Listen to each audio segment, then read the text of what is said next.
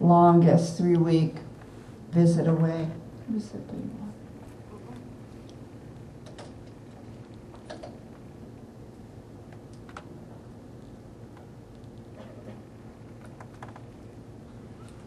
October 4th. I went to church crankily because it is Stewardship Month, and I hate the shakedown sermons. But I had to go because I was teaching Sunday school. Also, Sam wouldn't be there. Is it really true that everyone, including me, is growing and healing spiritually, whether we experience that or not? It sure doesn't feel that way on bad days. My two mentors, Bonnie and Tom, both think so, although they point out that growth is not fast, clean, cute, or comfortable. It would be great if God were up there shoving ever-resistant people like me through the maze towards presence and serenity. But no, it's free will 101. This does not work for me at all. I went to church bitterly because of my Sunday school kids. Only there were no kids that day, except in the nursery. I hung out with Jax's colleagues, Isaiah and Cooper, and their teacher Jill, until Jax's absence began to feel like a cavern. I came, I pined, I headed back to church for the stewardship sermon, and everyone there conspired to ruin my best efforts to wallow in self-pity. The four oldest women with their walkers, wheelchairs, and wigs in the Amen corner snagged me first. Billy Johnson's hair looked especially pretty, and when I commented on this, she said, "Oh, I just found this old one in a hamper." She made me hug and kiss her for so long that I remembered Sam at age 5, unable to part with me one night, heartbroken that I was going out. He said, like a sad old man, "Let me keep kissing you until I can stop crying." The gentle, tough, crying, laughing, singing congregation is such an unfair advantage on God's part.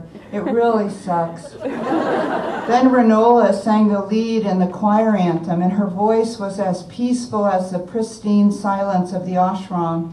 It's just the other side of it, of what carves out space so we can rest into what's bigger than us. Her voice, the choir, the quietness, at this ashram we've been going to a little, are paradoxically like burrowing into the snow to make a shelter that covers and surrounds tiny you and keeps you warm. I girded myself against Veronica and her stewardship sermon, and then she preached one of her best sermons ever. She began by talking about the German word for sin, which she said means to separate, to sunder, so that instead of seeing our divine nature, we see our separation everywhere, from one another, from God, from our own souls. It reminds me of a line I've had taped to my wall for years. We aren't a drop in the ocean, but are the ocean in drops. Veronica said that no matter how painful and wrong things seem, Jesus is always playing the music softly in our lives, and we can dance around, because when we dance with one another, everyone feels happier and chosen, and we're dancing with the Godhead of which we are a part. Then she made us get up and dance around. I am not making this up. All 40 of us danced. Evelyn in her wheelchair, Marge Cortez with her cane. A sleeping baby was danced in his mother's arms, and the rest of us held hands or hips in a conga line, or did the foxtrot, or like me, the Bolinas hippie tribal stomp. Ike danced with his oxygen tank. I went home and danced around as I cleaned the house, too happy to contain myself, because on top of it all, coincidentally, almost 3 weeks had miraculously passed somehow, and Jax would be home tomorrow. So let me bring Sam up here, and I can't remember. Oh, there's a mic, and if you have any questions, raise your hand. Sam always notices everyone. I stare straight ahead, and then someone is raising their hand, and I can't hear it. And then I start having flashbacks and post-traumatic stress disorder.